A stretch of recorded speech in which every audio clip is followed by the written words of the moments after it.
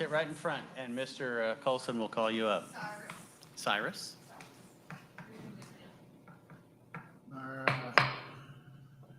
Do we have anybody from the local community to do the invocation tonight? Okay. Let's take a moment of silence.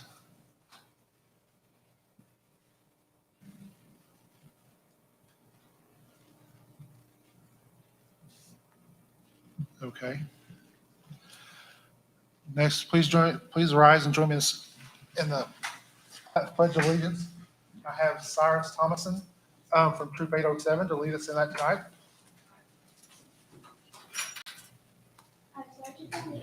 To the flag of the United States of America and to the republic for which it stands, one nation, under God, indivisible, with liberty and justice for all.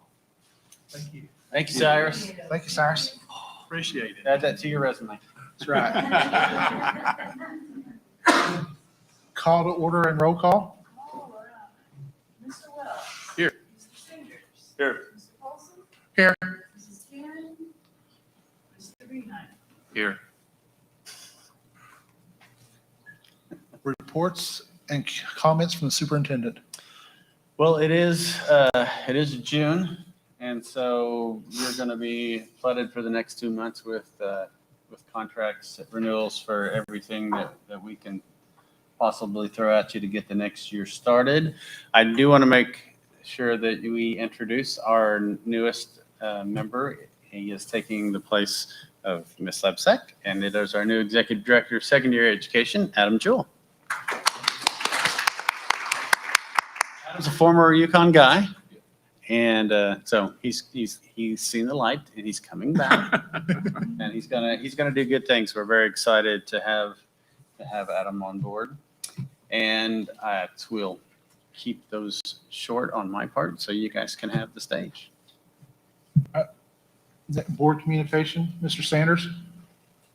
I guess I'm also gonna keep it short. I just want to say congratulations to our spring sports. We did, I think we had a really good showing during the spring and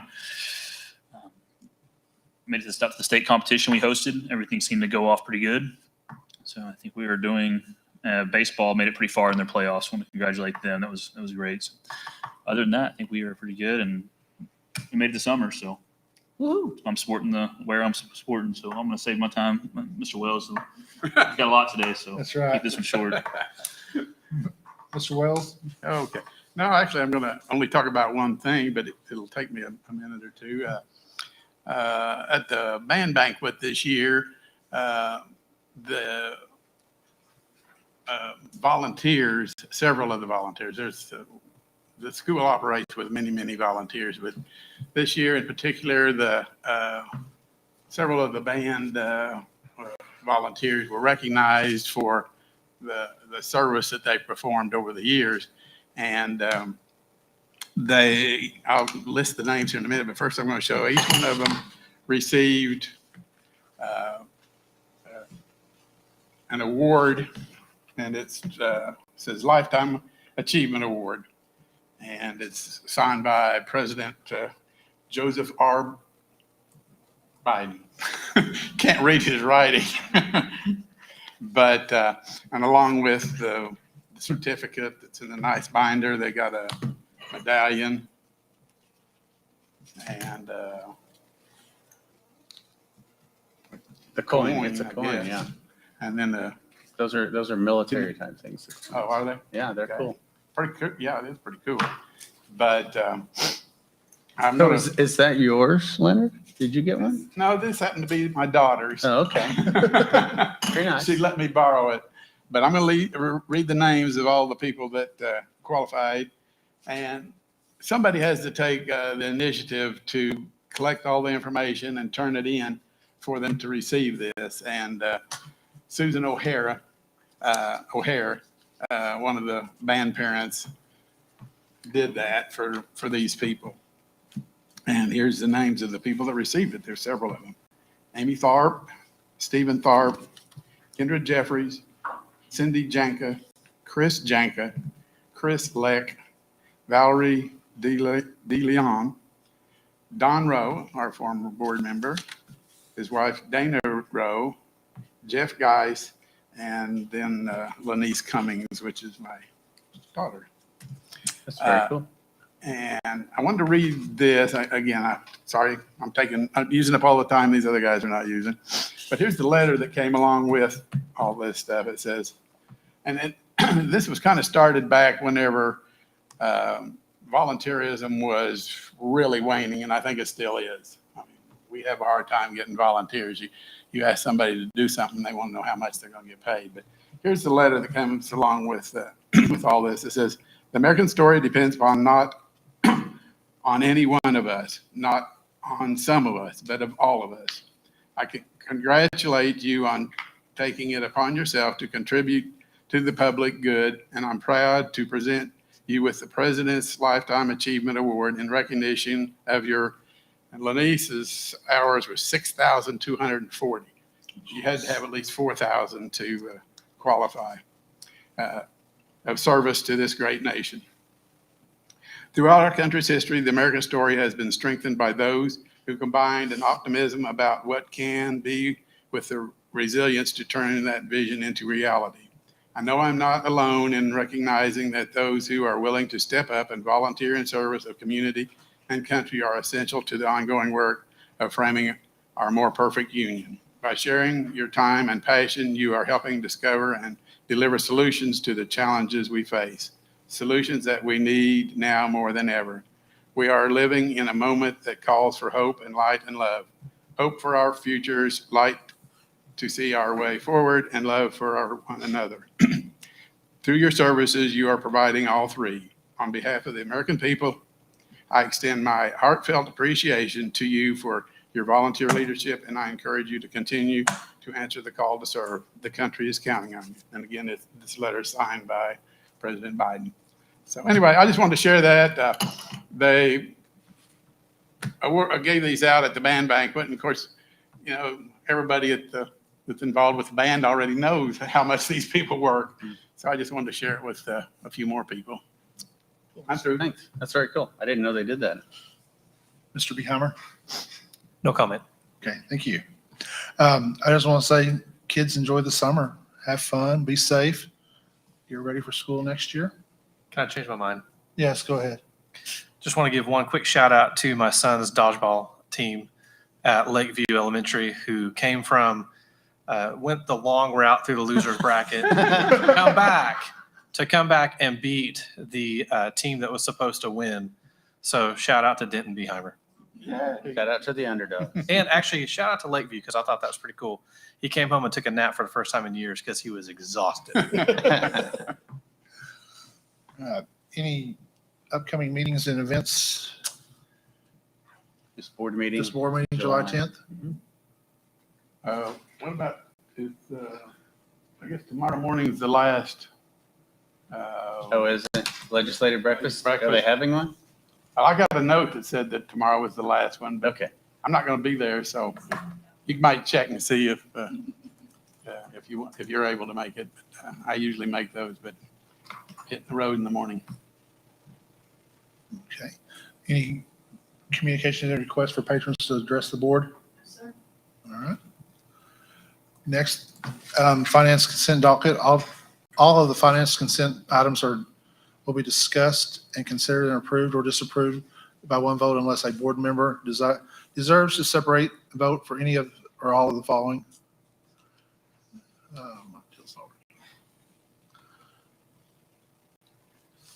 Was there? I was just taking a quick look at the response. I sent in my questions and then I was gone. I got back in town about 5 o'clock, so I'm still looking to see what all. What were your questions, Mr. Wells? Well, I can't remember. the new legislative salary increase, we're going to talk about that later. Oh, the one, yeah, I remember I had one that I failed to get on the list, and it was. Ready, Jim? Oh, wait a minute. No, that's down in contracts, looks like. Okay. No, I think I've got answers. Everything was answered. Some of them was just I asked questions about them just so I can better understand what. A lot of it was we have some storage containers we needed Yeah. and some other supplies and things, writing that, supplies, something from our ESSER funds. Is that something that we've had in the past? The Nope. storage?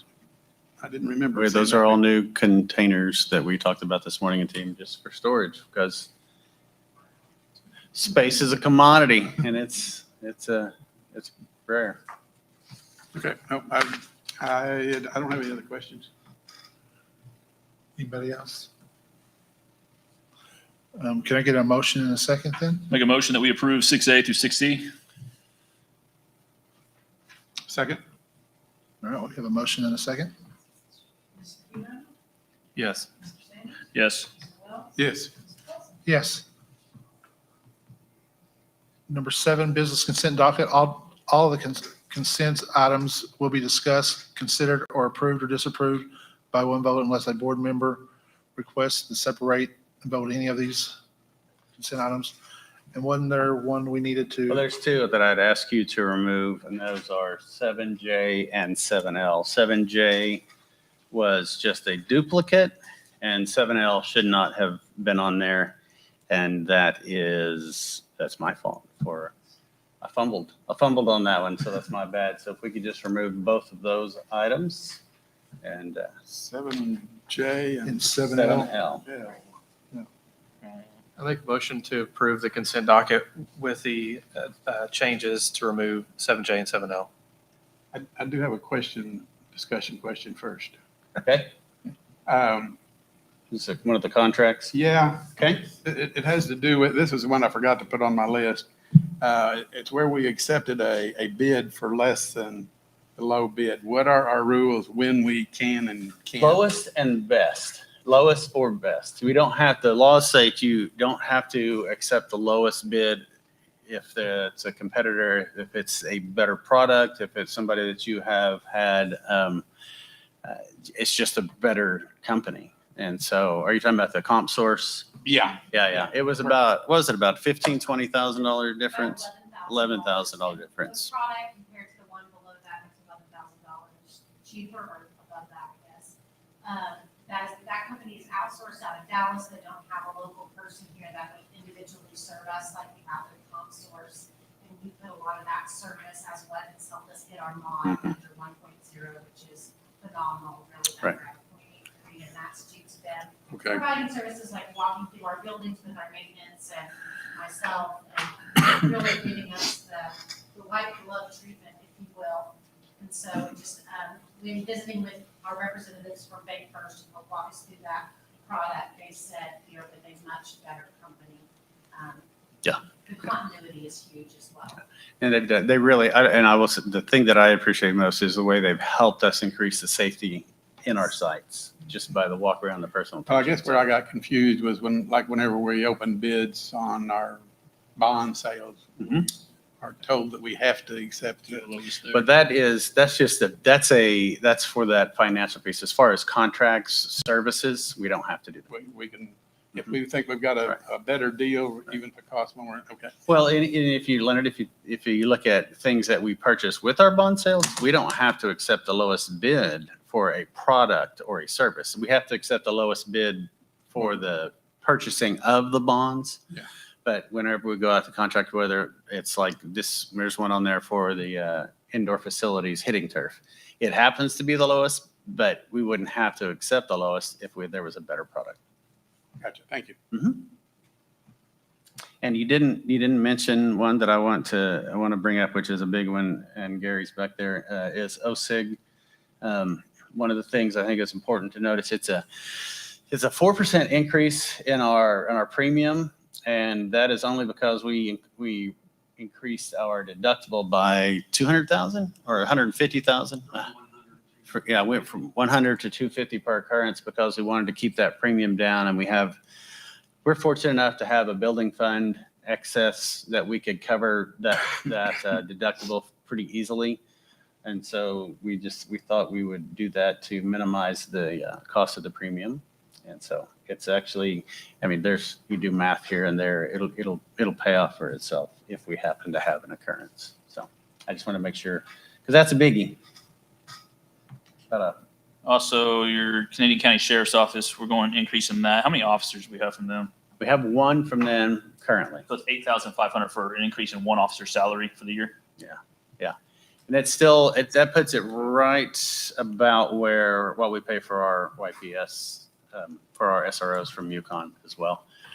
They are very much like the Yukon Police Department, and finding people is next to impossible. Both of them have open slots, and so we'll see. We'll see what the new legislation provides us as well with that $96,000 for safety measures. We may use that for we may use it for personnel, but we may use it for facility improvements as well. But we haven't got the money yet. We'll wait and see. We'll make sure they come through with the money before we do it.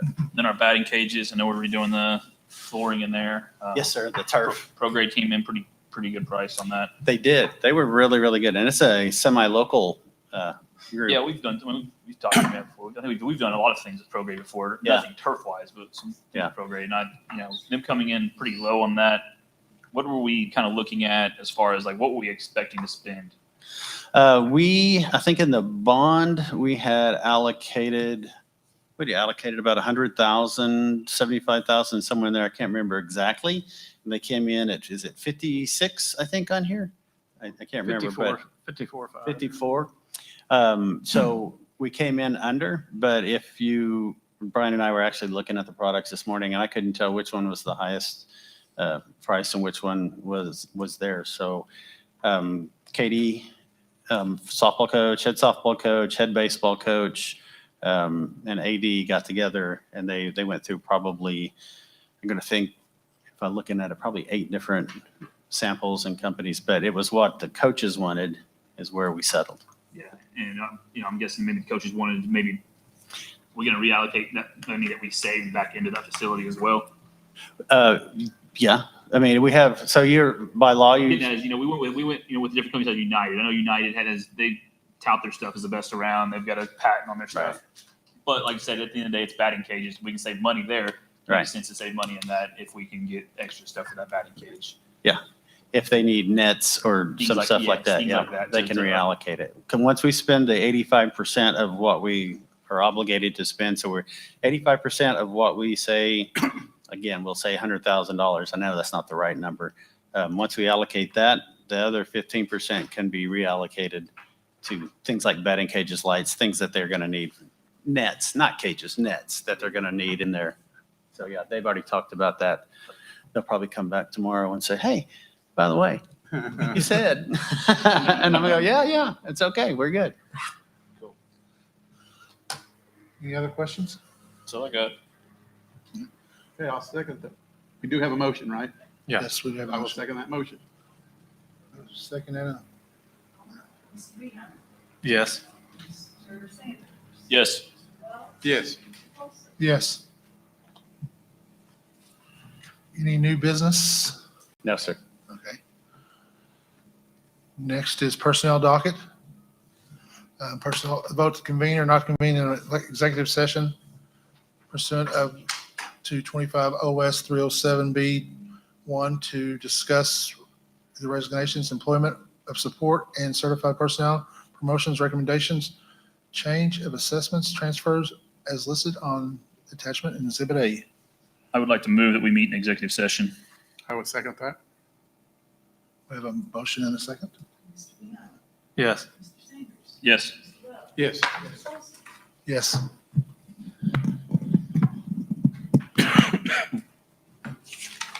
You need a signature on your form there?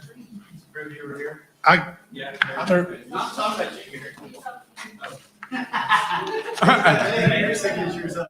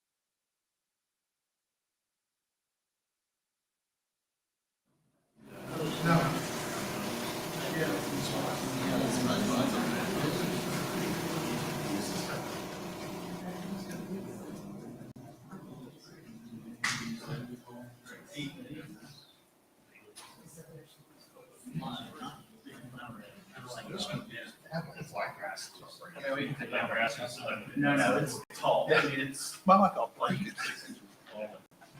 Don't hesitate. Right, I don't know that, but.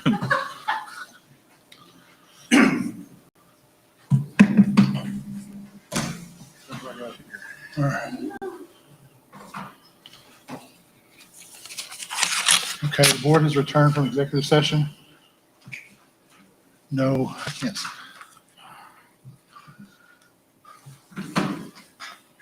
You'd have to say no votes, no action for taking. Yeah, no action was taken during the executive session. Bill's not going up.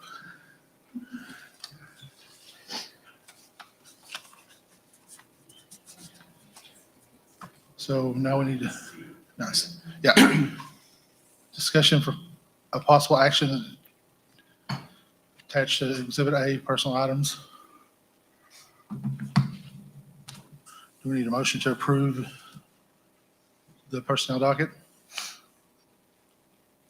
Make a motion that we approve the personnel docket? Second.